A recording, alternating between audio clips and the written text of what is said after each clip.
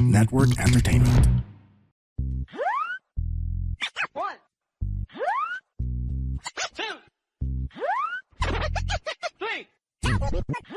Welcome everyone sa panibagong episode ng Machong Chismisan. Kasama niyo pa rin po ako, si Makoy Pari, your showbiz bro, yung corporate slave at yung resident macho next door. At isama pa rin po natin, pinakamabangis, pinakamalakas, si Tito P. Tito Peter, teke Tito.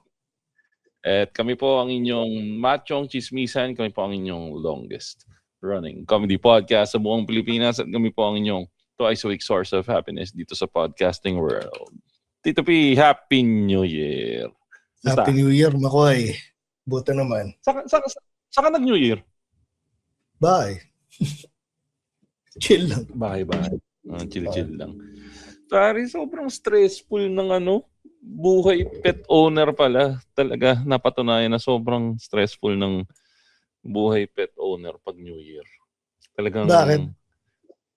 Hindi mo na may enjoy talaga yung katulad nung New Year nung bata ka. Na, di ba pag bata-bata ka, ang ginagawa mo lang sa buhay mo, paputok, maglaro sa labas, and everything. Kaya ako, siguro gusto ko mag-sorry doon sa mga pet owners nung kabataan ko. Putay na sobrang gago. Kasi parang tayo nung panahon natin, Tito P, pansin mo, parang around November pa lang, paputok era na no? Talagang naglalaro na tayo ng paputok. Wala pang November. Watusi galore and everything. Ang napansin ko naman ngayon, epekto ba ng kahirapan na parang ang paputok, parang dumarating na siya mga December 28. Parang, hindi ko alam kung medyo mas angat lang ng konti yung lugar ko dahil medyo late. So parang mas busy yung mga tao na gumawa ng mas makabuluhang bagay. O mas mahirap kami dahil wala na silang pambili. Hindi ko alam kung nasang parte ako ng estado ko ngayon. Feeling ko across the board siya. Kasi kahit dito, across parang wala rin. Kumonti na talaga. Kumonti na talaga. Yun siguro masasabi nating legacy ni Piduts. Ni dating presidenteng Duterte. Bring him home. Tangina, sasabihin na naman ng mga kasalanan na naman ni Piduts, nakakulong na nga yung tao. Pero pansin ko nga rin, parang unti-unti nga siyang yung pagkahilig ng tao sa paputok. Ganun pa rin ba? Parang kasi parang ako nauulan pa rin ng paputok yung timeline ko. Parang napapansin ko lang. Habang mas lumulubog sa lusak yung lugar, mas mahilig sila dun sa mga hardcore paputok. Yung mga pasabog. Habang umaangat naman sa lusak, habang umaangat sa laylayan, may paputok pa rin. Pero yung yung mga fireworks na social, yung mga ano ba tawag doon? Ano yung tawag yung doon? mga pailaw. Pyrotechnics. So, yeah. Parang actually may mayaman ka pyrotechnics. Actually valid yung yung sinasabi mo Kasi 'di ba, Kamanava, doon mo makikita yung mga malalakas yun sa abog Agree. Yung mga Lolo Thunder. Nung kabataan ko, 5-star Lolo Thunder, yun nga. Wala kang makikitang nagpapaputok ng Bin Laden sa Forbes Park. Hindi, ang payabang kasi ng mga mahihirap, palakasan ng sabog. Ang payabangan naman. Sulit. Oo. Saka for some reason yung kahirapan may correlation siya sa vandalism. Kasi bukod sa malakas yung sabog, ang pinapalakpakan rin ng mga mga taga-Kamanava yung pag yung sumabog, merong damage doon sa pinagpatungan ng paputok. May nilagay na patay na palaka, may pinatungan ng patay, pinatungan yung patay na palaka ng paputok para lumilipad yung mas matindi. O kaya mas matindi sa tae mo pinatong yung paputok, di ba? Sa tae. Aminado ako, naglagay ako ng 5-star sa tae ng kalabaw nung kabataan ko at isa yun sa pinakamalaking Pagkakamali ko, galit na galit yung tropa ko sa akin. Lahat kami, pre, naligo ng tayo ng kalabaw. Tapos, yung pader sa amin, pre, parang isang buong taon nakasplatter sa kanya yung tayo ng kalabaw. Talagang na-embed siya doon, gano'n, pre, yung pabataan. Yun nga, tama ka dun eh. Ang palakasan ng sabog, paramihan ng mapeperwisyo, tapos yung ano yung mga nilalagay, magsisimula ka yung kukumpulin mo yung Watusi, sasama mo sa 5-star, tapos yung bubudburan mo pa ng ng pulbura. Alam mo, isa sa core memory ko, kabataan ko. Di ba kasi may mga tanga-tanga tayong ginagawa ng kabataan natin. Kasama, yun ang mas ganda sa batch natin. Oo. Tayo yung batch na natuto dahil ginawa natin yung mali. Oo, School of Hard Knocks. No, sinimulan mo ba yan na yung Darna? Sa amin yung unang Darna, lalagay mo yung Watusi sa bato, isang kumpol ng Watusi sa bato, tapos aapakan mo, iikot ka. Tapos sasabog yun, di ba? Tak, yun yung Darna. Tapos syempre, mabuburyong ka na doon. Sabi mo, wala na, hindi na masyado masaya. Puta, tanda ko dati. Nilagay ko yung 2 pulbura ng 5-star doon. Tapos, nilagyan ko ng Watusi. Umikot ako, ina-expect ko parang Darna lang siya. Puta, pre, pumutok. Sumabog. Hingi ako para 2 araw akong masaktan tayo. Ganun, pre. Yung isa sa mga katangan na nagawa ko doon, pre. Actually, yan ang pillbox starter pack. Oo, tama. Kasi, yung 2 pulbura ng 5-star, ibabalot mo sa foil, tapos isang malaking bato, tapos may mga Watusi. Pag binato mo yun, babalot mo yun. Tapos ibabato mo na parang granada. Tapos yun yung Happy New Year, tapos sasabog. Kakalat yung bato. Natatandaan mo dati, parang ang gusto kong mahanap, yung nabibili dati na parang banig. Tapos mayroon siyang bilog-bilog. Tapos yung puti. Hindi, kulay pula sa amin yun eh. Kulay pula yung papel. Tapos mayroon siyang... Hindi, pula yung papel, pero puti yung itsura nun pag binuklat mo yun. Para siyang Gray. Yung para siyang yung seed ng pakwan. Pero bilog. Hindi ko alam kung eksaktong tawag doon si Aling Leonie saka si JJ nandito sa chat na. Pulbura lang yun.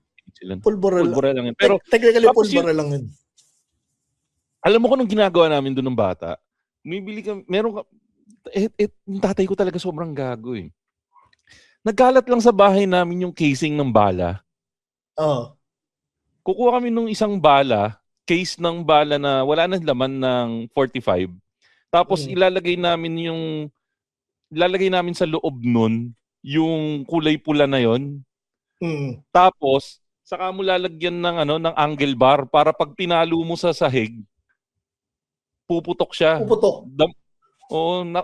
Nakaranas na ako na nakawasak ako ng shell ng 45 dahil mga 5 yata yung nilagay ko o 5 or 6 yung nilagay ko dun sa loob eh. Kaya nakawasak na ako ng ganun.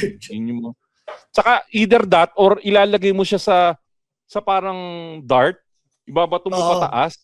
Pagbaksak nun, yun yung mga sinaunang pillbox eh. Parang maraming method para pasabugin mo yun. Yung isa, yun nga yung parang dart. Yung ibabato mo, tapos pagbagsak niya, yun yung parang technically pinukpok nung dart sa sahig yung pulbura para sumabog. Yung isa naman yung parang martilyo. Ikakarga mo siya dun sa parang martilyo tapos pupukpukin mo. Pag pukpuk mo, yun yung sabog niya. Tapos meron pa yun yung parang barel. Pero yun yung pinaka nakakatakot kasi yung gatilyo niya pag ganun, sasabog siya malapit sa kamay mo eh. Pero ikaw, kayo ba dati mahilig kayo sa paputok dati? Oo, nung elementary. Namin, mas malakas ako magpaputok hanggang grade 6. Din yung pinaka-consistent na yung mga 5-star. Doon ko pa nga, kung kailan nga mas bata ako, doon ko naranasan yun, nang babato ko ng 3-star saka 5-star eh. Yun yung biruan sa Caloocan, yung babatuin ka ng 5-star. Yun yung Yun yung alam mong hardcore na nasa kahirapan kapag yung casual lang kayo nagbabatuhan ng paputok. Tangina pre, nagbabarilan nga kami ng Roman candle dati. Hindi, yung bato ng Roman, ay yung pa pala yung Roman candle. Ano rin yun eh. Oo. Parang standard rin yun eh. Tsaka pre, speaking pala doon sa ano yung term na maganda yung term na ginamit mo yung natuto tayo. Saan? School of Hard Knocks. School of Hard Knocks. Na-weed out sa batch natin yung mga taong medyo mahihina. Oo, kasi at least ako proud ako na hindi ako kumain ng Watusi.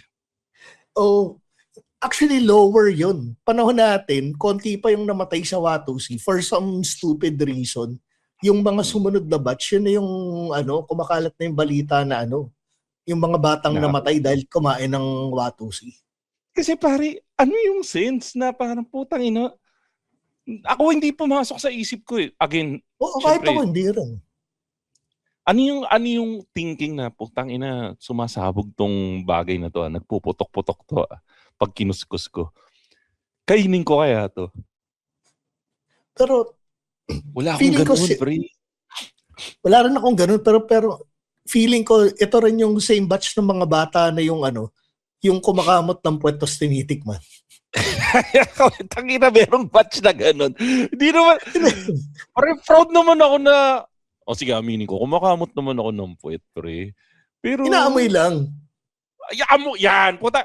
Yun yung line na dapat na tigilan natin, yung hanggang doon lang sa pag-amoy. Pero meron tumitigil. Sino yung kilala mo na kinakamot yung puwet at tinitikman? Sino yung gago na yun? Yung mga batch na namatayan ng kumakain ng Watusi. Yun. May mga nakikita ko mga batang ganun, nakadiri yung, alam mo yung galing sa puwet yung kamot, tapos biglang yung kakagatin yung daliri. Yung sinisip yung dog. Ito siguro, ibigay natin doon sa mga bata. Baka naman nung panahon natin, may mga dalawang mama rin na nag-uusap, kasi wala pang podcast nun eh. May dalawang mama rin nag-uusap na, tignan mo yun si Pidjo.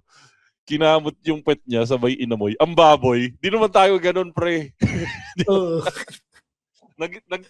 Nag-ano lang siguro parang lumalala lang. Nag-upgrade lang yung kagagawa ng mga bata. Tingnan mo yung bata, kinamot yung pet tapos tinikman. Sabi nga ni JJ dito sa chat natin, yung mga bata ngayon, uutot tas kakamayin at ipapaamoy. Hindi na nila ginagawa yung yung tinatrap yung utot sa kamay, sabay papasabugin sa mukha.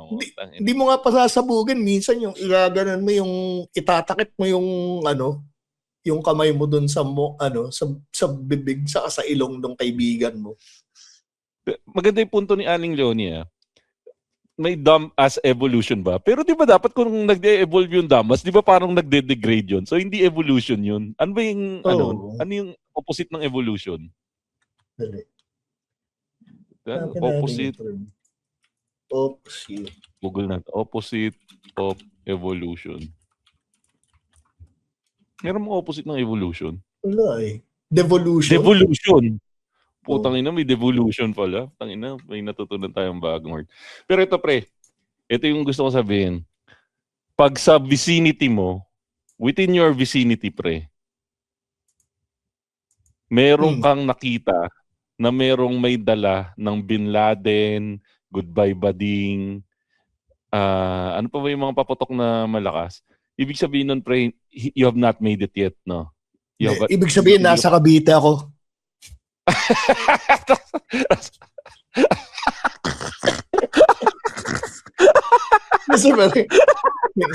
May kinikwento kasi sa akin yung tropa ko. Yung nung New Year daw sa kanila, taga Cavite kasi yung tropa ko. Tapos nung New Year sa kanila, meron dumaan na e-bike. Of all means of transportation. May dumaan na e-bike. Tapos may nakakaladkad na yung mga kaldero para maingay. Tapos, di ba meron mga hardcore? Yung e-bike na may hatak-hatak na water tank, nakita mo ba yun? Ay, hindi ko nakita yung water tank, pero napaka-Cavite nun. Malaki. Ganun yung batak-batak niya. Tanginan yan. Tapos yun, biglang nagtanong yung yung anak niyang babae. Sige. Dada, ano yan? Tapos, nakwento lang sa akin. Sabi ko, alam mo kung anong pwede mo yung sagot sa anak mo? Anak, tawag dyan kahirapan. Andito kasi tayo sa Cavite. Speaking of Cavite, Tito P, and speaking of kahirapan, gusto kong malaman, pre, yung origins nung isa sa pinakasalot ngayong actually hindi ngayong bagong taon na to eh. Nung mga nakaraang bagong taon, una ko tong na-encounter nung bagong lipat ako dito sa Bulacan. Yung mga buhaki ng shit na motorsiklo na pagkaingay-ingay. Ano bang politically correct term sa kanila or ano bang tawag talaga dun sa mga motorsiklo na may ingay na yan? Meron ba? Ito ba yung mga barebone na Kasi barebone ba tawag doon? Hindi, barebone. Hindi, barebone tapos yun yung mga nagpapalakas kasi. Una, yung tinatanggal nila yung yung mga fairings nung scooter Gagi, hindi barebone. Barebone motorcycle ba tawag doon? Barebone. Sige. Barebone. Tapos, bukod doon, inaano pa nila, pinapalitan nila yung muffler. Yung nagpapalala doon, yung muffler. Kasi yung muffler nila, talagang by design, yun yung maingay. Yung maingay. Oh, so technically, kasi ang muffler nga, by the name itself, it's to muffle the sound. So, kumbaga, ano yung sinabi nating term kanina nung kabaliktaran ng evolution? Devolution. It's the devolution of muffler. Tangina, pre. Ano ba yung dapat pala nag-invite tayo ng resource person. Pre?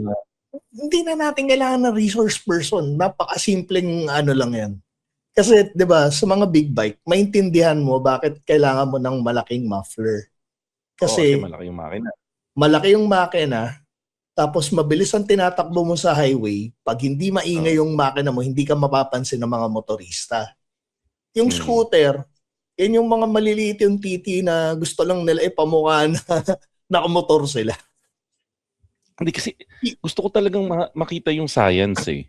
Na parang kung ikaw ba pre, ini-expect ba nila na pag nagdaan sila at maingay sila, parang, uy, putang ina pre, dyan yung mga maiingay na motor, sana lakasan pa nila. Or alam ba nila na nakakabulahaw sila? Or talagang gusto lang nila makabulahaw?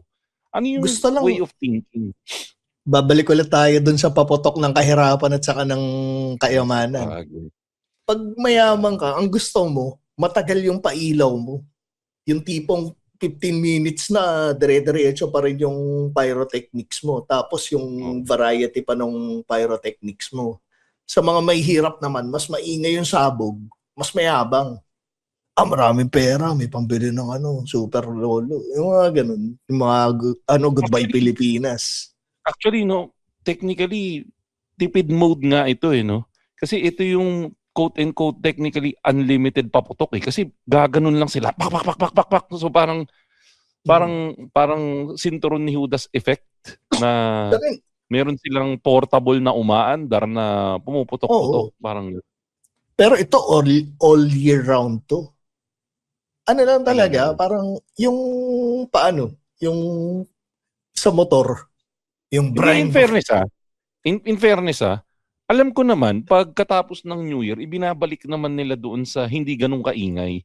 Kumbaga, added levels yung pag New Year. Kasi, mahuhulit.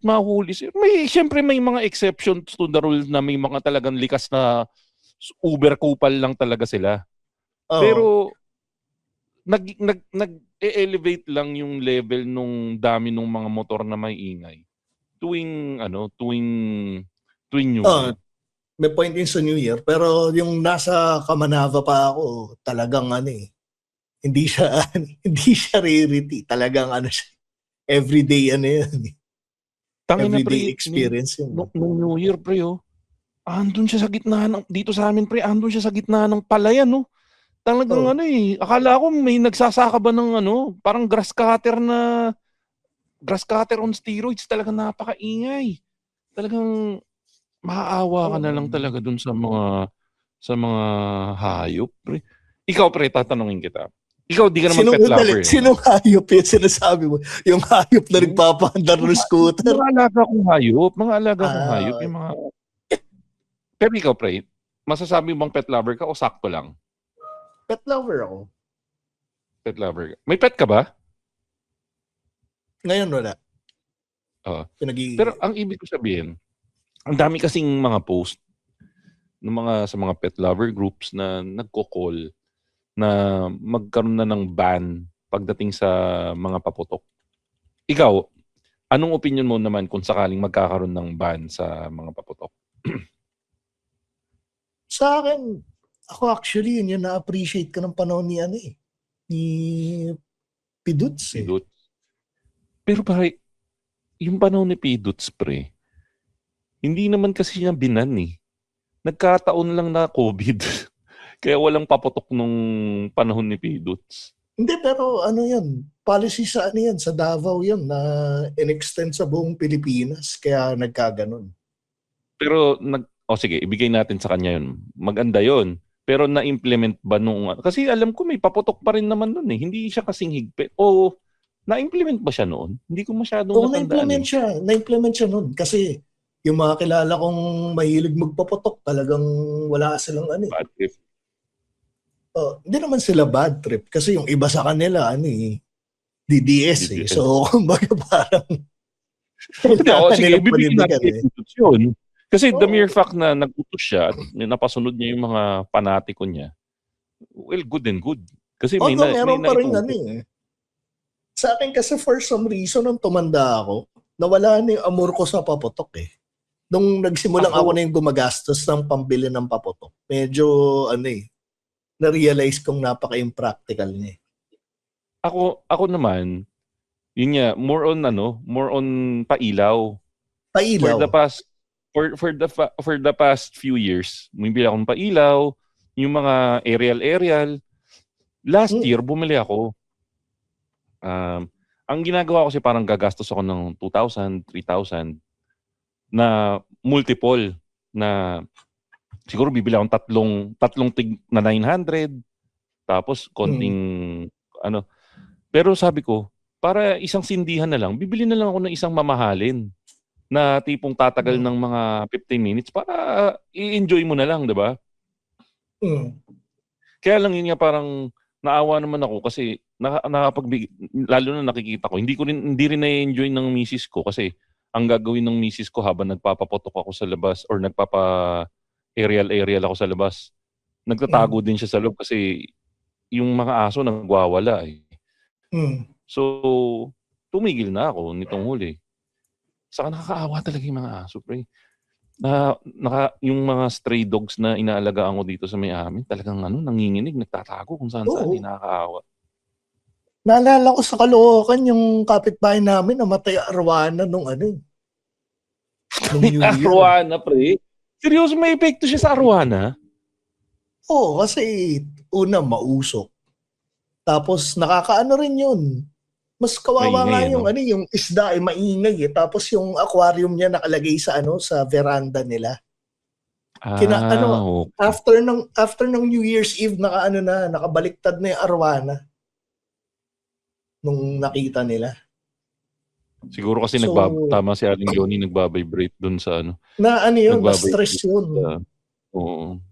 Nakaka-stress sa sa isda yun.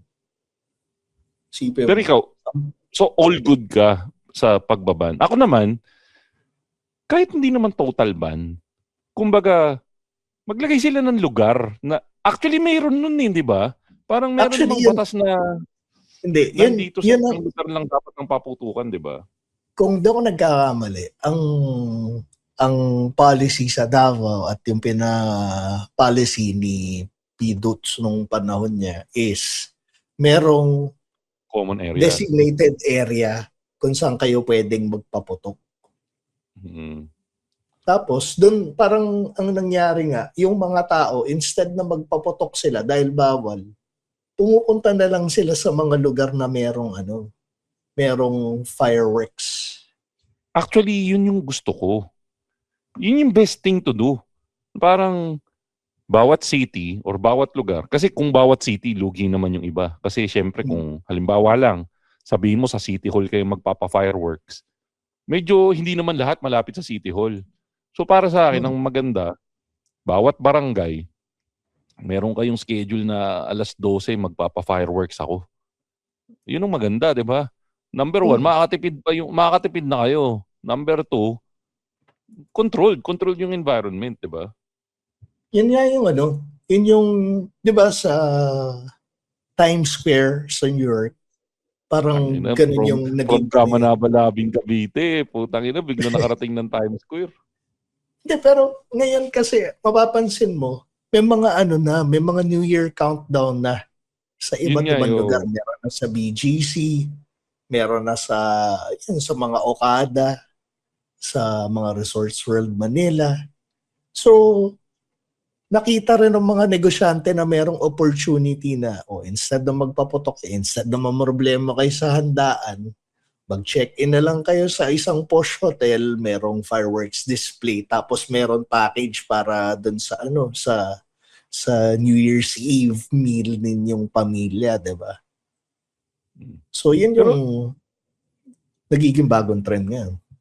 Yun ubra kung yun nga kung nando ka sa lugar na nando ka sa lugar na walang maingay na motor saka walang Bin Laden, 'di ba? Pero in a way kasi nakikita mo naman 'di ba pag yung sa mga ABS putay na yung mga lugar ng mga tondo-tondo. Sobrang festive ng New Year. Isa sa pinaka-festive na lugar para mag-New Year sa Tondo kasi nasa kalye lahat sila. Yung mga Tondo, yung mga squatters area. Kasi alam naman natin na ang setup sa mga densely populated areas, since maliliit yung bahay nila, nag-i-extend sila sa kalye. Di ba nga, parang napag-usapan na rin natin ito na parang ang science niyan is yung mga squatters area, yung mga, again, di ko sinasabing squatters area yung Tondo, pero yung mga lugar na medyo maliliit yung espasyo, nagiging extension ng community nila yung kalye. So parang one big happy family sila dun. So, ending, dun na rin sila nagpapaputok. Di ba? Tama. And, excuse me. For naman yun naman talaga ang trend kahit sa ang bansa na pag yung yung mga tao is nasa poverty line, mas community driven sila. Kaya nga sa Caloocan dun yung uso na walang designated na common area pero lahat parang nagkukumpul-kumpul dun sa isang lugar para magpaputok, tapos dun yung nagsusunog pa ng mga ng mga gulong-gulong. Kasi ang problema kasi sa atin sa Pinas, yung mob mentality. Usong-uso sa atin yung mob mentality. Kita mo nga yung, hindi ko rin alam kung saan nagsimula to. Explain mo, alam mo ba pre yung parang nag-aaway-aaway ng mga motorsiklong may ingay? Yung nagtatapatan sila ng tambutso. Ano bang science nun? Anong gusto nilang ma-achieve? Nakikita mo ba sa Facebook yun? Hindi pero lang yun, perfect example lang yun ng pahabaan ng titi Parang paano? Yun nga yung gusto ko maintindihan Paano, ano yung sense na habang nagtak-tak-tak-tak-tak yung motor mo, itatapat mo sa isa pang tak-tak-tak-tak na motor at nag-aatrasan kayo. Putang ina, anong gusto ma-achieve nun? Yun yung gusto ko maintindihan. Feeling ko siya nasa basic nature ng mga hayop. Kasi, hindi.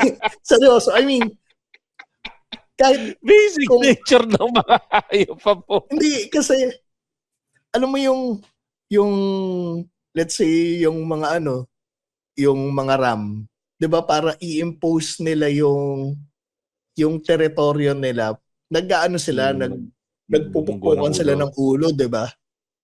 Para ipakita sino yung dominante.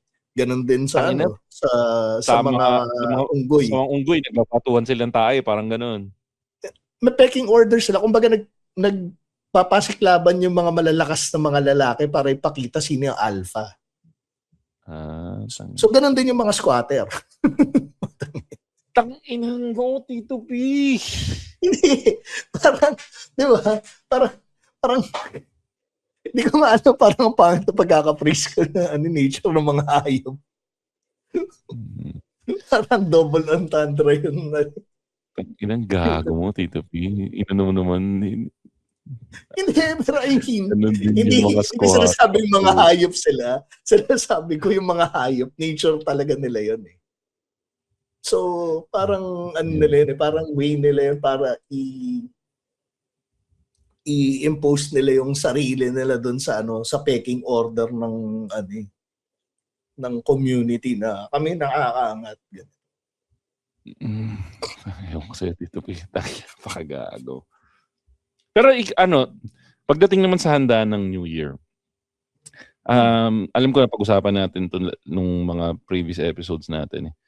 Kayo ba sumusunod ba kayo doon sa mga yung mga may prutas-prutas o hindi na kayo nagaganon-ganon?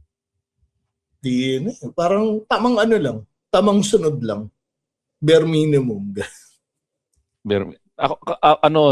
Pero yung sa family tradition nyo ba? Kasi nakaka-experience ako ng family tradition na bawal kumain hanggang hindi 12:00. Hinihintay nyo ba 12:00 o kain lang kayo ng kain? Hindi, kain lang. Kasi mamaya tutulog ka na rin lang, hindi na rin. Alam mo yun, habang tumatanda ka, priority mo na talaga yung tulog. Ang masaya pa lang ngayon, pre, parang by 12:30 tapos na putukan eh, no? Oo, tahimik na nga eh. Alauna, tulog na yung mga tao.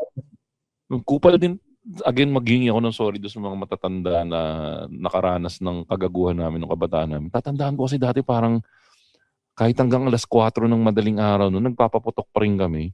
Ganun kami. Tapos meron kami dati kanyon eh. Hindi pa uso yung mga boga-boga nun. Hindi. Yung mga matatanda rin naman kasama natin nun. Ako, ang unang experience ko ng boga galing din sa Etibox eh. Yung pinsan ko na galing Etibox, sila yung nag-introduce sa akin ng unang boga na nakita ko. Tapos sobrang sleek, sobrang ganda ng design. Siguro more than 10 years ago or more than 15 years ago, yung unang experience ko nakakita ako ng boga. Galing. Talagang PVC pipe lang siya na pinuputukan ng pinisprayan ng denatured. Kasi yung boga naman, galing naman yan sa kanyon eh. Oo, origin yan kanyon. Parang meron lang isang matalino na gumamit ng science na parang tingin ko galing din sa lusak yun eh. Na parang putang na medyo umangat-angat ako. Paano kaya magagamit yun na pag-aralan ko para mas makatipid-tipid at makatulong sa mga mahihirap? Gagawa ko ng boga. Putang ina. Ang OG nga na boga is yung gawa sa kawayan, tapos kalburo yung gamit. Di ba kanyon yung tawag doon nung bata tayo? Oh, yun yung kanyon. Tapos yung boga kasi parang alcohol na, di ba? No. Ako naman, ang kanyon na try ko, hindi ko na try yung kanyon na bamboo. Tubo yung gamit namin dati. Oo, tapos pero gamit namin yung ginagamit doon, yung kulay puti na nilalagyan ng tubig. Kalburo ang ginagamit namin. Yung kalburo. Oo. Yun na try. Tapos ngayon parang ethyl alcohol na ata yung gamit, yung ini-spray na lang. Denatured. Denatured. Oh. Yung denatured. I-spray tapos tawag dito, i-shake tapos sisindihan. Ang daming bagong variation ng boga ngayon.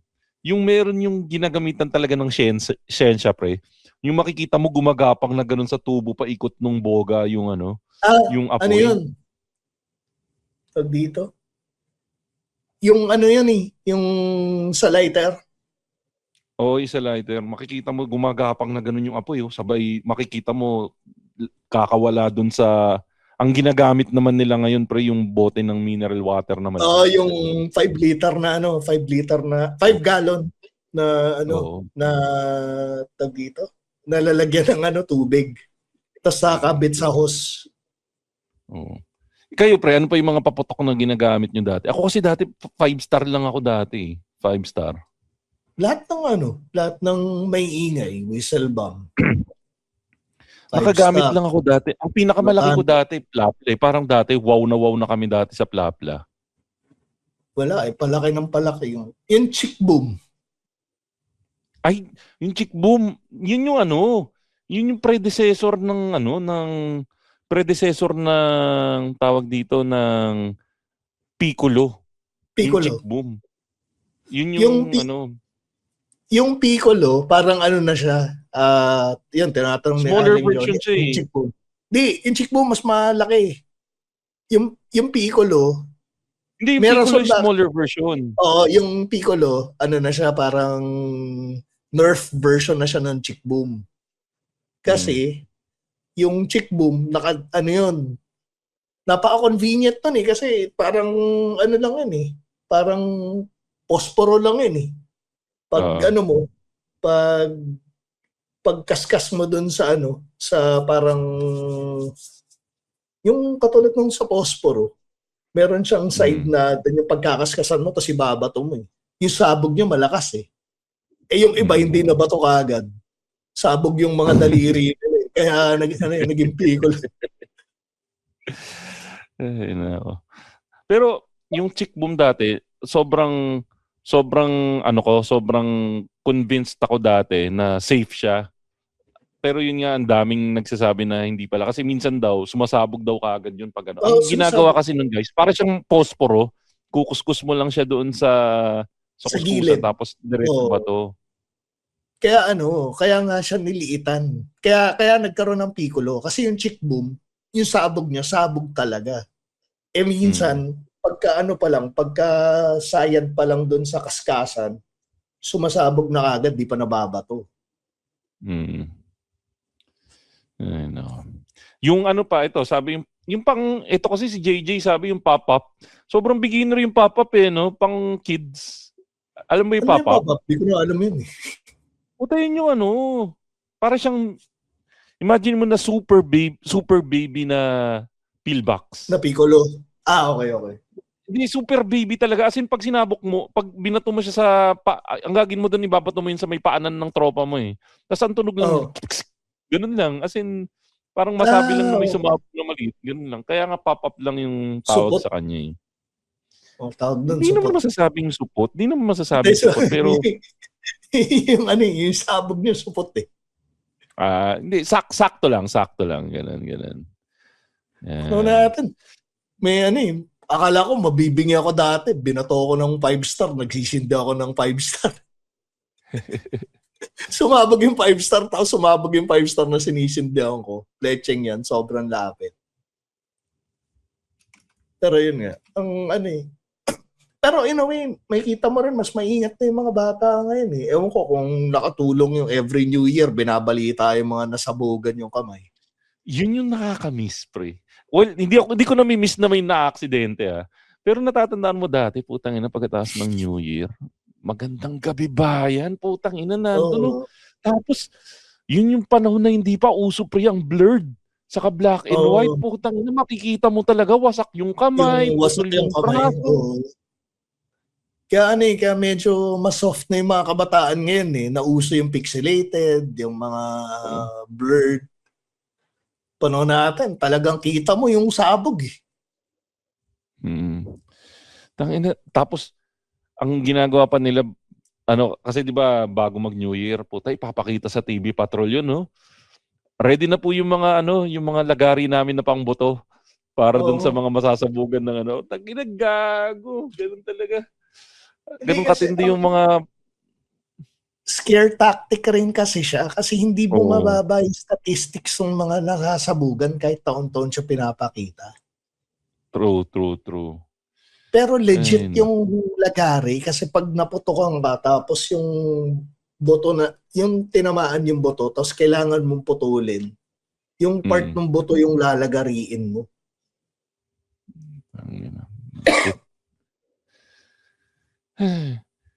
Pero kayo, nung bata kayo, hindi kayo pinabagalan ng magulang mo na na magpaputok? Okay lang? Pinagsasabihan, pero matigas din naman yung ulo. Ito, ang ganda nung sinabi ni JJ. Hardcore kasi dati, madalas lasing na, nagsisindi pa rin at walang gaano restriction sa paputok. Ang social media, yan yung nagpakita sa akin ngayon. Ang dami ko nakikita sa social media na putang ina, yung mga lasing na nagpapaputok. na wala na talaga sa katinuan, na pag napanood mo yun, sabi mo, kaya pala madaming mga lasing dati na ano, yung akala ko dati joke time lang yung mga napapanood ko sa TV Patrol na ang naibato ko po kasi yung sigarilyo imbis na yung plapla. Putang ina, mangyayari pala talaga yun pag lasing na lasing yung nagpapaputok. Oo. Pre, pinaka-solid namin experience yung tito ni Po. Nag-send din ng kwiti, sawak niya, tapos lasing na. Tapos pag sindi niyang ganun, pag bitaw niyang ganun, lumipad yung kwitis pabalik sa amin.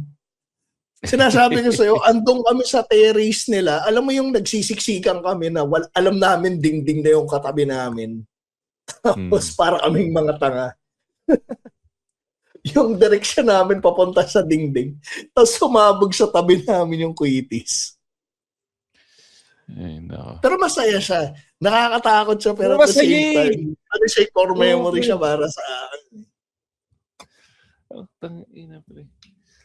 Ang mga nag-eksperimento nga kami dati, ang isa sa mga eksperimento namin yung whistle bomb, kinabit namin sa stick ng kwitis. Kasi technically kasi pag inisip mo yung whistle bomb parang kwitis din siya, di ba? Pero hindi siya lilipad. Hindi lumilipad yung whistle bomb. Yung whistle bomb pa, ano siya? Mix bag yun. Hindi mo alam kung ano. Hindi mo alam kung ano yung sabog nun. Kung yung supot o yung talagang sabog na mas malala pa sa Lolo Thunder. Ang malala pa yung yung nagtitipid na yung mga gumagawa ng paputok. Yung kinakargahan nila ng buhangin yung paputok. Hindi, kailangan daw yun eh. Kailangan daw yun. Oo, hindi, pero yung ratio parang mas mas marami na yung ratio. Pero kasi ang downside nun, naging rin siya, parang naging randomizer din siya ng paputok. Kasi ang tendency mo either supot yung paputok mo or dahil nasisiksik ng ng buhangin yung paputok, yung sabog niya malala rin. Ito ang ganda ng sabi ni JJ, di ba? Yung wag ka kang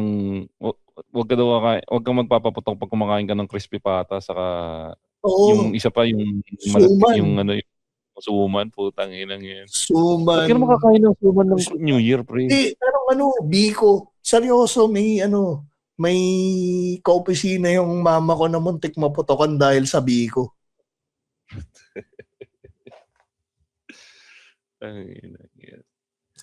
Pero legit din yung di ko nga alam bakit yung paglasing, gustong-gusto nilang tama pala, sabi ni Aling Leonie, ang malagkit na food daw is a must. Kasi yun yata yung mag-aano siya, swerte, nagparang madikit sa yung swerte. Pero madikit din sa yung paputok. Yung tangay ng irony ng ng pagkakaroon ng ng tawag dito na malagkit na handa sa sa New Year. Pero ikaw, pre, ano yung isang bagay na maipagmamalaki mo na hindi mo ginawa noong 2026? Ako kasi may pagmamalaki ko na hindi ko binidyo yung sarili ko na umiiyak. Bakit mo kasi gagawin yun? Putangin mo, daming gumagawa nun, pre. Hindi ko rin magets eh. Yung parang hindi sa henerasyon natin. Parang wala pa akong na-imagine na henerasyon natin nagagawa. Kasi andun tayo sa henerasyon na pag nakita kang iyakin, doon ka aasa rin eh. O yan, sabi ni JJ, Gen Z things talaga yun. Kasi ngayon, parang parang yung mental health kasi parang wine-weaponize na rin eh. Parang nagiging excuse na rin siya ng mga tao eh. Which is sa tingin ko, hindi rin tama eh. Oo, natin, parang let's focus on mental health, pero hindi mo pwedeng gamitin na yun, na crutch, na hindi mo nahaharapin yung buhay dahil dahil mental health, quote unquote. Ito, sabi ni Cancer, hindi daw siya naglabas ng titi sa jeep.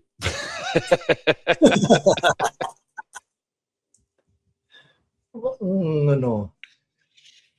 Magtipid, Wow. pre. Sabi ni Jemuel Matachua, nakapagtipid ka ba nung 2025? Puta, 2025 Hindi. na pala, no? Hindi. Ako, nakapagtipid ako nung first part eh. Pero, nasira ko siya nung second part. So, tatry kong bumawi ngayong taon. Yeah. Si Siguro Kim, more kaya, on setup gastos. si Kim Dairit, sabi, hindi daw siya umutang. Ako, nakautang ba? Ako nakautang ako eh. Kasi ginagamit ko pre yung yung mga pautang ng credit card. Ginagamit ko yun eh. Pang build ng credit yun eh. Ng good credit stand. Credit standing. Okay lang yun. Minsan di ko kailangan, pero ginagamit ko. Saka, importante rin minsan umutang eh. Well, kung mas maganda kung hindi ka uutang, kung liquid ka na may pera ka palagi. Yun. Maganda yung utang. Yun sabi nga nila mas lamang yung yung magaling mag-loan pero mas magaling magbayad. Kesa yung marami kang naka-deposit na pera sa bangko pero never kang nagte-take out ng loan. Kasi again, pagdating sa financial literacy, yung pag-build ng good credit standing, malaking bagay yun yung marunong kang mag-take ng loan. Kahit nga hindi loan eh. Yung sa credit card lang. Ginagawa mo yung ginagamit.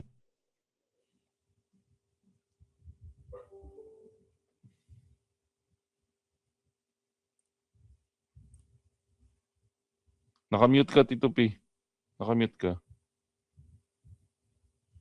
Kumokonekta bigla yung Mac sa iPhone. Anywho. So, yun nga.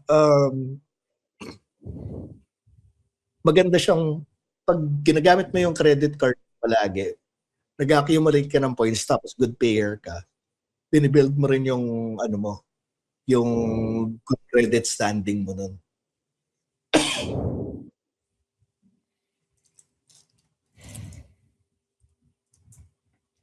Ito sabi dito sa teka ikaw, nagbakasyon ka ba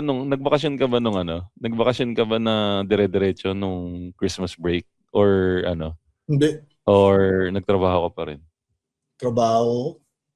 Tangina pa rin biktima ako ng hindi ko alam kung quarantines to eh. Kalimutan ko yung password ko, di ko na alam alam mo yung nawala na sa routine mo yung trabaho. Tangina nung nagsisimula ako kanina, di ko alam kung paano ako magsisimula magtrabaho. Tanginang yan. Kalimutan ko na yung ginagawa ko. Yun ang namimiss ko sa Christmas sa holiday shutdown. Ay, yung sa dating trabaho natin dati. No? Doon kasi sa pinanggalingan namin guys na kumpanya dati, may tinatawag na shutdown. December 16 ba dati? Mga ganun? Depende. Basta mga 2 weeks before Christmas vacation. Kahit kahit yung mga accounting firm, matik sila, shutdown sila ng Kaya na-experience ko na nung nasa ibang kumpanya ako, ganun din eh. Tapos pagbalik mo, hindi mo na alam kung kaya mo pang gawin yung trabaho. Yun nga, nakakalimutan mo na. Paano ba gawin to? Nakakalimutan na gano'n. Parang ulit fresh grad eh. Ito, sabi ni Roland Maximo, si RJ Maximo ng Kislot Chronicles, hindi daw siya nahuling nagnanakaw ng gasol. Tangina yan. Sabi ni Zig St. Oz, nakaligtas daw siyang isilid sa putang ina gago. Nakaligtas daw siyang isilid sa freezer. Uwi daw siya ng Pinas na hindi frozen. Tangina gago talaga to mga. Shoutout sa mga OFW na nakakauwing hindi naka-freezer. Ito si Lance Leland Canlas. Hindi ako nakamiss ng kahit anong episode ng MC4 2025. Yan. Yan ang mga love natin. Oo. Ito maganda to, JB Santos Quijano, hindi ko ginawang wallpaper sa phone ang picture ng mukha ko. Tito P, anong wallpaper mo?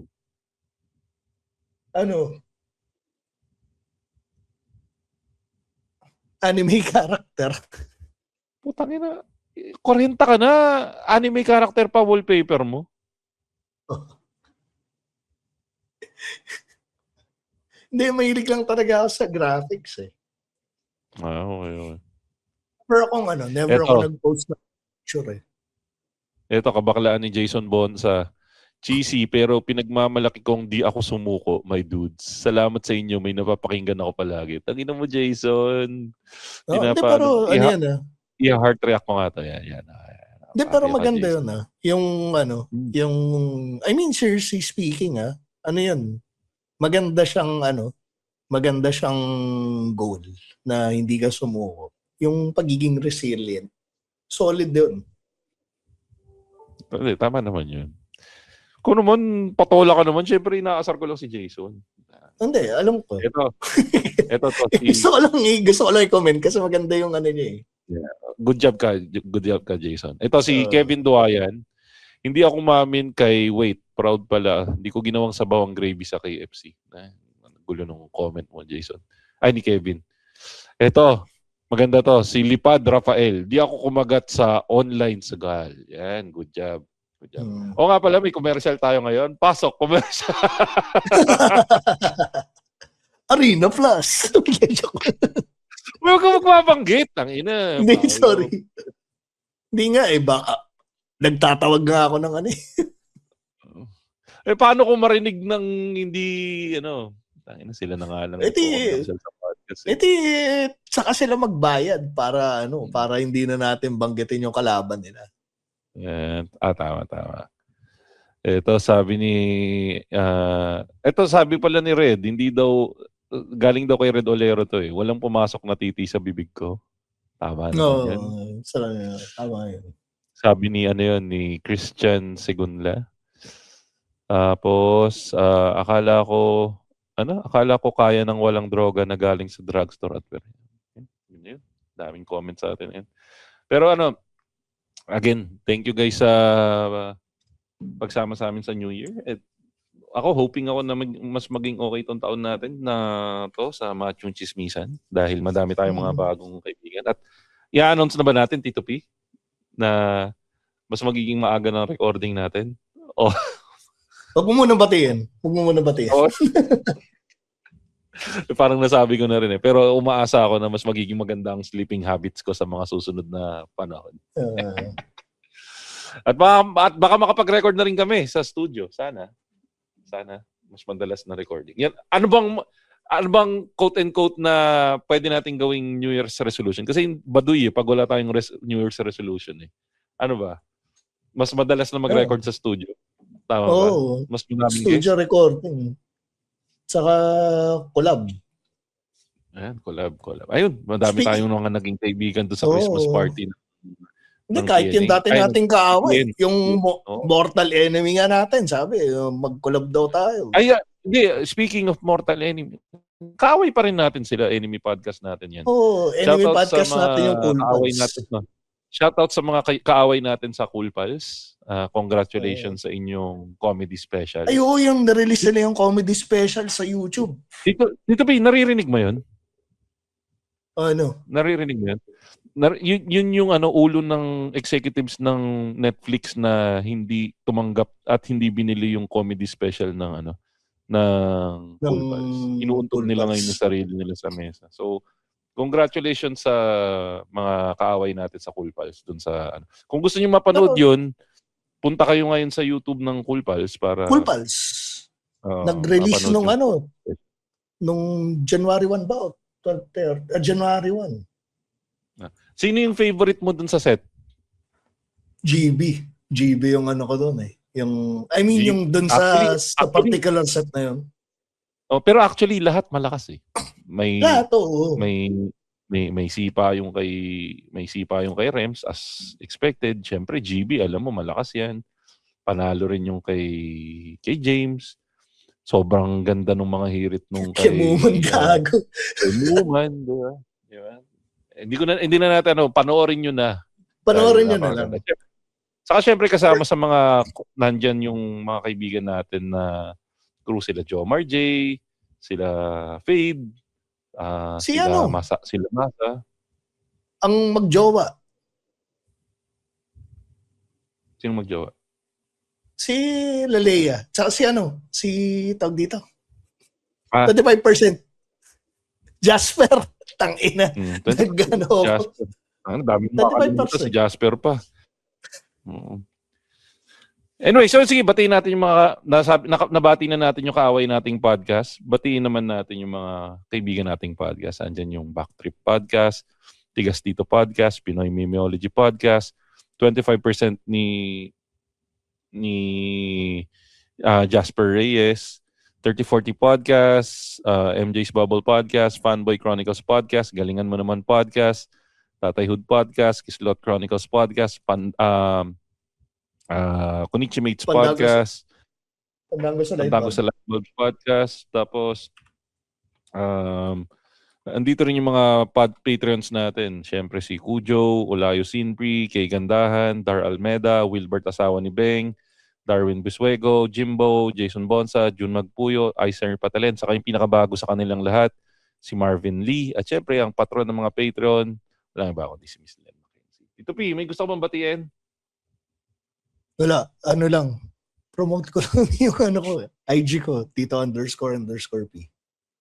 At o nga pala, ito, by the time na nilabas natin to, malamang lumabas na yung results.